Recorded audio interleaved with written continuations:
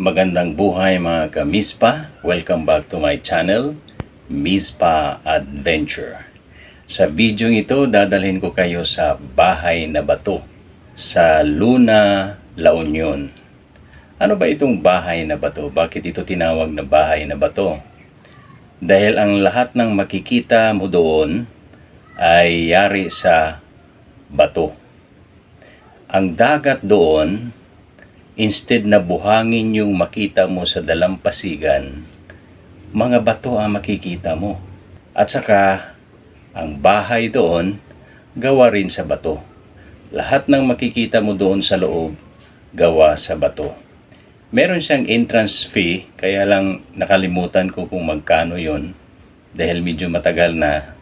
Last year pa kasi kami pumunta doon at nakalimutan ko na yung entrance fee. Pwede mong dalhin doon ang iyong pamilya. Mga ka-Mispa, pagkatapos ninyong mapanood ang video ito, huwag niyong kalimutan na mag-like, mag-comment at i-share ang video ito sa inyong mga kaibigan at kamag-anak.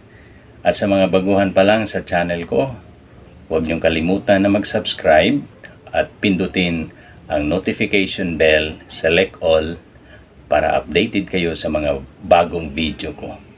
Kaya tara mga ka-Mispa, puntahan natin ang Bahay na Bato.